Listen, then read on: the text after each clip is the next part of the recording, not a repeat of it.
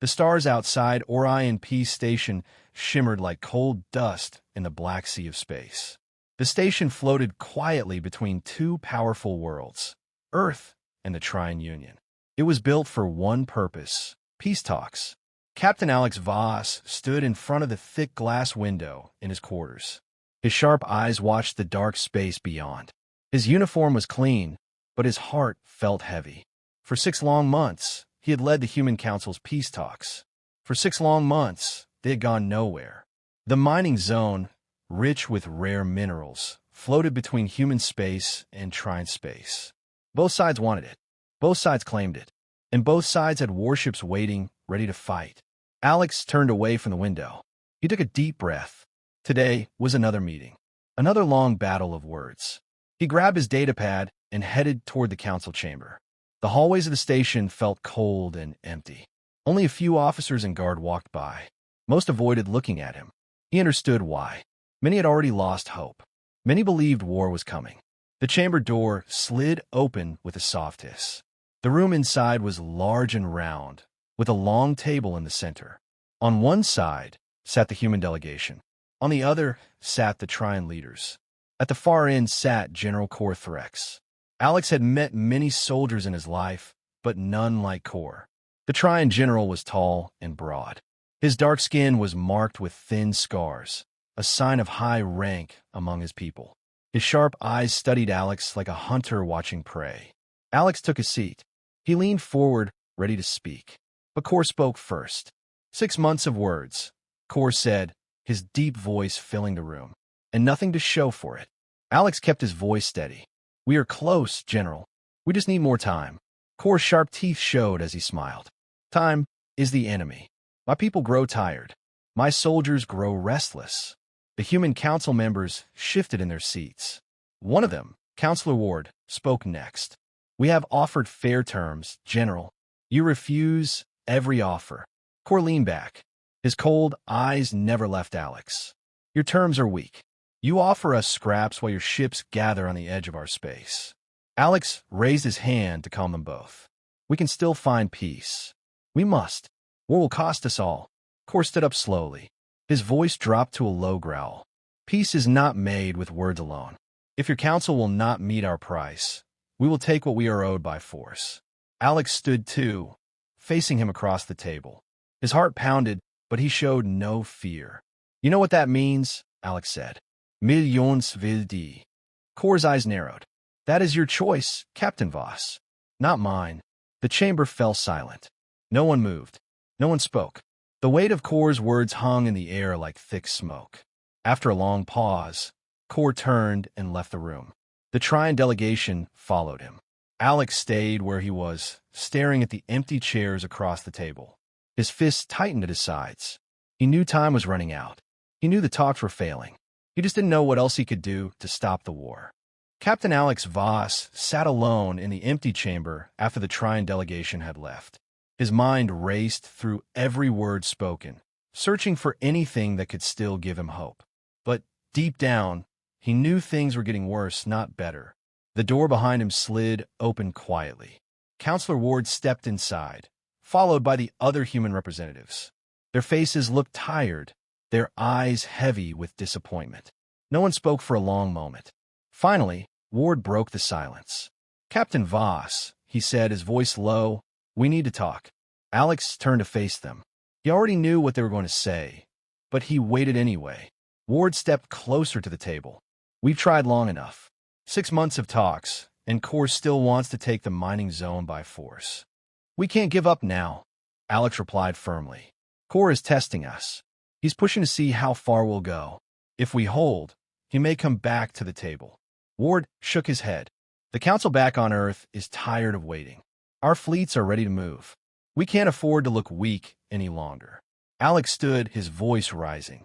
Starting a war will cost more than waiting another week. Another day. We can still find a way out of this. Ward sighed. He looked at the other council members, who exchanged silent glances. Then Ward turned back to Alex. We have our orders. The Human Council has decided to pull out of the talks. We're leaving the station tomorrow. Alex stared at him, stunned. You can't be serious. We can't just walk away. that will push Core to attack. We've already made the choice, Ward said. You've done all you can. It's over. Alex felt a wave of anger rise in his chest. He stepped closer to Ward. It's not over. You're giving him exactly what he wants. If we leave now, we'll be at war within days. Ward's face hardened. You are a soldier, Captain. You follow orders. Alex clenched his fists, forcing himself to stay calm. And what about peace? What about the millions who will die if this turns into a war? Ward didn't answer. He simply turned and walked toward the door. The other council members followed him without a word. The door hissed shut behind them, leaving Alex alone again. Alex sat down heavily.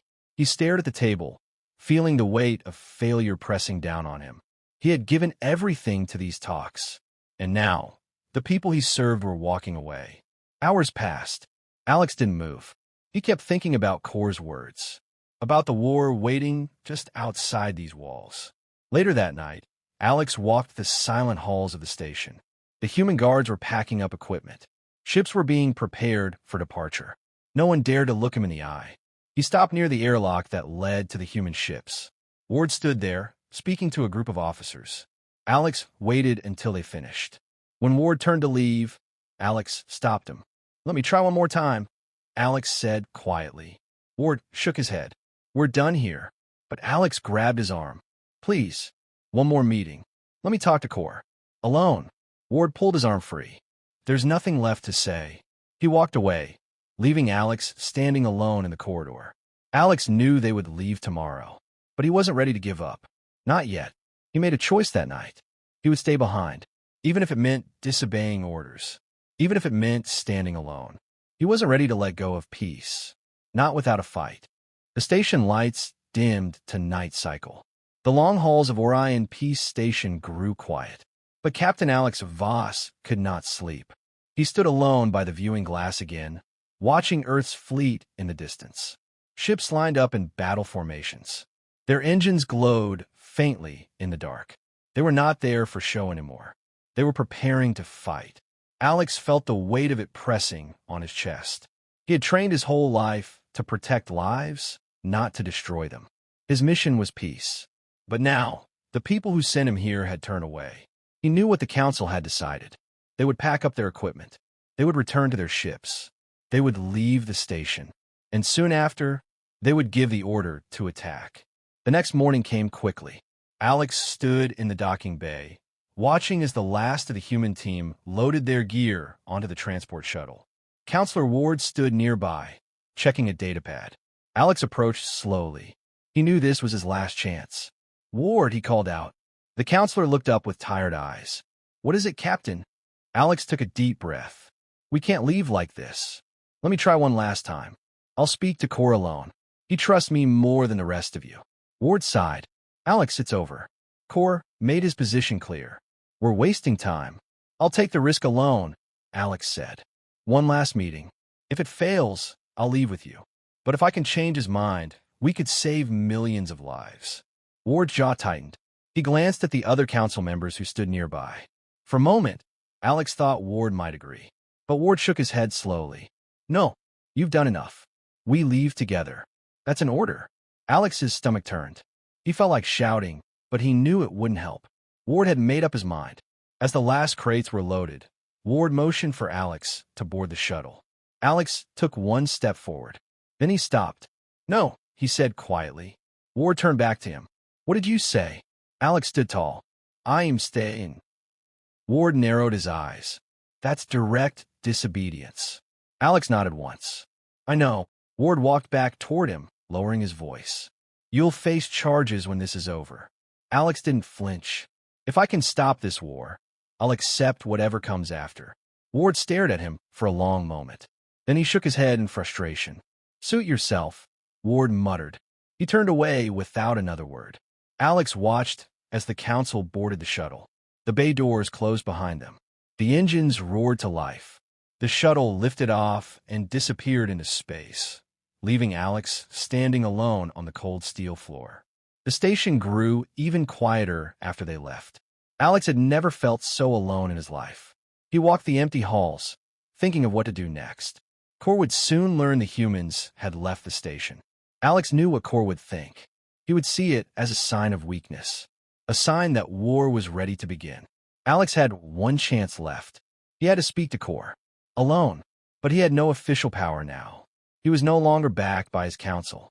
He stood as nothing more than one man, trying to stop two great forces from tearing each other apart. Alex made his way to the Trine quarters on the other side of the station. He knew Core might refuse to see him. Core might even have him arrested. But Alex didn't care. He had nothing left to lose, and the future of both worlds still hung by a single thread. Alex Voss walked through the silent halls toward the Trine quarters. His heart beat louder with every step. He knew he was crossing a line. He knew he had no right to speak for the council anymore. But none of that mattered now. He had to try. Two tall Trine guards stood outside the door to General Core's chamber. Their yellow eyes followed Alex as he stopped in front of them. "I need to speak with General Core," Alex said, keeping his voice steady. The guards did not move. One of them spoke in a deep, rough voice. "You have no place here. The talks are over." Alex nodded. "I know, but tell him I stayed when my people left. He'll want to hear that." The guards looked at each other. One pressed a button on the wall. After a long pause, the door slid open. General Core stood inside, waiting. His strong arms were crossed over his chest. His face showed no sign of surprise. Alex stepped inside. The door closed behind him. "So," Core said coldly, "the mighty Captain Voss has been left behind." Alex stood tall. "I stay by choice." Core let out a low growl. "Do you come here to beg for mercy?" "No, Alexander. I came to ask for time." Core walked slowly toward him. His heavy boots echoed on the floor. "Time," Core repeated. "You had 6 months. Your people wasted every second." "They didn't listen to me," Alex replied. "But I'm still here. That must mean something to you." Core studied him for a long moment. His sharp eyes narrowed. "I gave you every chance," Core said. "Your council has walked away. We both know what comes next." Alex took a step closer. "War will destroy us both. You said it was our choice." "I'm here, Core. I'm choosing peace." Core bared his sharp teeth. "You stand alone, Captain. What makes you think you can stop me now?" Alex felt the pressure rise in his chest, but he forced himself to stay calm. "Because I know you don't want war either," Alex said. "Not really. You spent 6 months trying to avoid it, just like I have. You could have attacked long ago. But you waited. You waited for a reason." Core's face darkened. His fists tightened at his sides. "My people grow restless," Core growled. "They demand action." "Give me one last chance to speak with my council," Alex said. "Hold your attack for one more day. Let me send one final message. If they refuse again, do what you must. But don't start a war without knowing if peace is still possible." Core stared at him without speaking. The silence in the room felt like a heavy weight pressing down on both of them. Finally, Core turned away. He walked to the window and looked out at the stars. "You risk much, Captain," Core said quietly. "But so do I." Alex took another step forward. "We both have something to lose. And we both have something to save." Core stayed silent for a long time. Then, slowly, he turned back to Alex. "One message," Core said. "You have one chance. After that, nothing will stop my fleet." Alex nodded firmly. "That's all I ask." Core pressed a button on his wrist. The station's comm system came to life. "Prepare the human communication link," Core ordered. Alex stood ready. His hands trembled slightly, but his voice stayed steady. He knew this was his final chance to stop a war that could burn 2 worlds to ash. The control room lights flickered softly as Alex Voss stood in front of the communication terminal. The hum of power systems filled the silence. Trine officers worked quietly at their stations, glancing up at him now and then with unreadable faces. They had orders not to interfere. General Core had made that clear. Core stood behind Alex, arms crossed, watching like a silent shadow. His cold eyes showed no trust, but also no hurry. Alex knew Core had given him this moment because, deep down, the general still hoped for a way out. Alex placed both hands on the edge of the console. His mind was sharp, but his body felt heavy. This was the last line he could cross, the last door he could knock on. "Are you ready?" Core asked quietly. Alex nodded once. "Open the link." A Trine officer tapped the console. The screen in front of Alex flashed to life. A signal reached out toward Earth's fleet, searching for the Human Council's command ship. For a moment, nothing happened. Alex held his breath. Then the screen flickered again, showing the face of Admiral Pierce, one of Earth's highest military leaders. His face was cold, his jaw tight. "Captain Voss," Pierce said in a hard voice, "you are in violation of your orders." Alex kept his voice calm. "Sir, hear me out. We still have a chance to stop this." Pierce leaned closer to the screen. "Your council pulled out. Our fleets are in position. The time for talking is over." "No," Alex said firmly. "You walked away too soon. Kor is holding his fleet back, for now. He gave me this moment to reach you. I'm asking you to return to the table. Just one more meeting." Admiral Pierce shook his head. "You no longer speak for the council, Captain." "I'm not asking for myself," Alex said. His voice grew stronger. "I'm asking for every life that will be lost if you give the attack order." Pierce's expression darkened. "We have spent 6 months waiting for the Trines to move. Our patience is gone." Alex felt the pressure tighten around him. He knew they were ready to end this the hard way. He knew they thought peace had already failed. He leaned closer to the screen, looking straight into the Admiral's eyes. "Sir," Alex said, his voice steady but urgent, "if you attack now, you'll be remembered as the man who chose war when peace was still possible. This is your last chance to prove we're better than that. Better than fear. Better than pride." The line went silent. Pierce's face froze on the screen. Alex waited, barely breathing. Kor shifted behind him. "Time is short, Captain." Alex didn't move. He kept his eyes on the screen, waiting for an answer. Every second felt like a knife twisting in his chest. Finally, Pierce leaned back in his chair. His jaw moved as if grinding down his anger. "One meeting," Pierce said. "No promises." The screen went dark. Alex stepped back from the console. His heart raced, but he didn't show it. He turned to Kor. The general watched him carefully, face unreadable. "They'll return to the table," Alex said. Kor gave a slow nod. "Then we wait." Alex felt his legs weaken slightly, but he stood tall. One more meeting was all he had asked for. One more chance to end this without bloodshed. But, deep down, Alex knew the hardest part was still ahead. Both sides were standing on the edge of a cliff, and the ground beneath them was starting to crack. Captain Alex Voss stood in the dim control room, staring at the dark screen. He could still hear the words Admiral Pierce had spoken. One meeting. No promises. It didn't sound like hope. It sounded like duty, like pressure, like someone who had already made up his mind but wanted to pretend otherwise. Kor said nothing. He simply turned and left the room without another word. Alex followed him through the long hallways of Orion P Station. The air felt heavier with every step.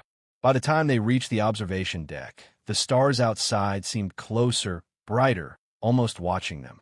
Kor stood with his hands behind his back, looking out into space. His fleet hung in the distance, lined up like dark blades ready to strike. Alex walked to his side. "They heard me," Alex said, breaking the silence. Kor didn't turn to look at him. "And now we wait." Alex leaned forward, pressing his hands on the railing. He stared at the Earth fleet beyond the glass. They hadn't moved. The ships held their place, engines glowing softly. The silence between them felt louder than any sound Alex had ever heard. Hours passed. No word came. No ships moved toward the station. Kor paced behind him. His steps were slow but heavy, like a man holding back a storm.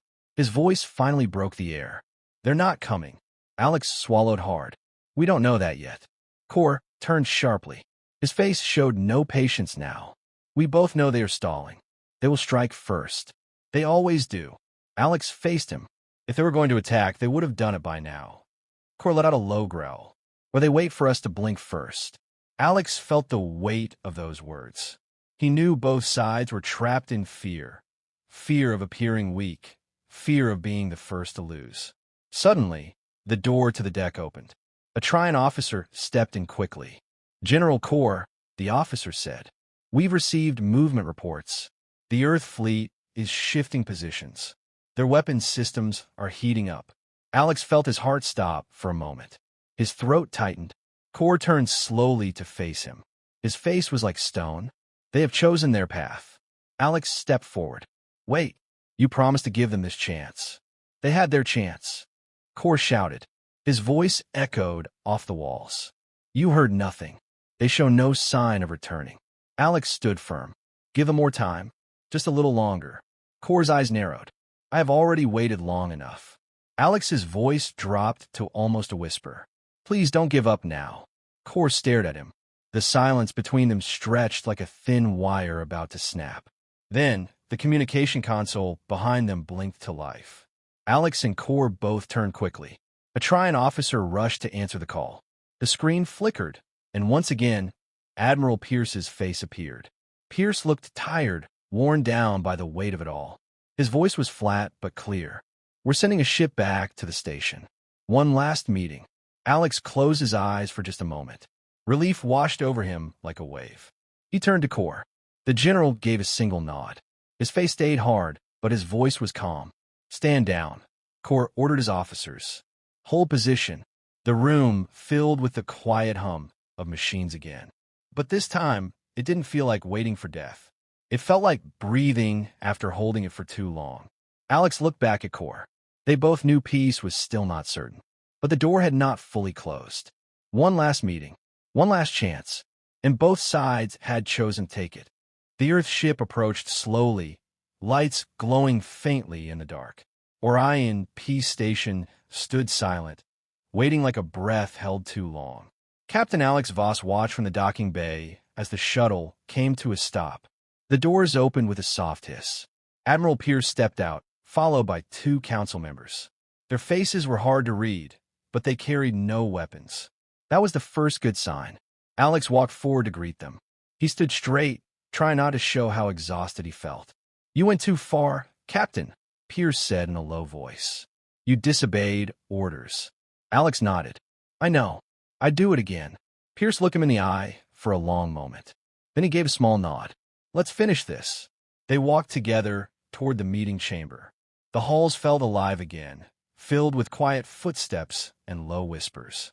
The Trian guard watched them closely, but made no move to stop them. Inside the chamber, General Kor Threx waited. His officers stood behind him. Kor rose as they entered, standing tall and silent. Pierce and Kor faced each other across the table once again. The air felt thick, like the room itself knew how close they had come to war. Kor spoke first. His voice was low but steady. You bring words again. Do they mean anything this time? Pierce didn't answer right away. He glanced at Alex, then back at Kor. No more speeches, Pierce said. We meet now because of one man. He held the line when both of us walked away. That deserves something. Kor's eyes flicked to Alex for just a moment, then back to Pierce. And what is that something? Pierce took a slow breath. We agreed to pause all fleet movements. Both sides pulled back 10 sectors from the mining zone. We set up a joint patrol team, half human, half Trian. They guard the zone while we work out a long-term deal. Kor leaned back slightly. And who controls the minerals? No one, Pierce said firmly. Not yet. The zone remains neutral until we settle this fully. Kor's face showed no emotion. The room fell silent. Alex watched every twitch, every breath. He felt his heart pounding in his chest. Kor stood slowly. He walked around the table, stopping in front of Alex. You risked much, Captain Voss, Kor said. His voice was quiet, almost thoughtful. You stood alone when it mattered most. Alex met his gaze. I didn't stand for one side, General. I stood for both. Kor let out a slow breath. Then he turned to face Pierce again. We accept your offer, Kor said. The room stayed silent for a heartbeat longer. Then Alex finally let go of the breath he'd been holding. The war was stopped. Not fully solved, but stopped. Both sides had pulled back from the edge. Hours later, Alex stood alone again at the viewing window. The stars looked different now. Not colder, but brighter. He knew the road ahead would be long. There would still be hard talks, more pressure, and more danger. But they had made the right choice today. The shuttle that brought the council was preparing to leave again. Pierce had told Alex he would answer for disobeying orders when they returned home. But Alex didn't care. He had done what had to be done. He had given peace a second chance. General Kor walked up beside him. They stood in silence for a moment. We are not friends, Captain, Kor said quietly. But today, we are not enemies. Alex gave a small nod. That's enough for me. Cor nodded back once, then turned and walked away. Alex stayed at the window a little longer, watching the fleets slowly drift apart in the distance.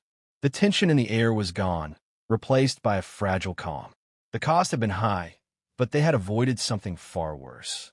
Alex finally turned away from the glass. He had done his duty. He was ready for whatever came next.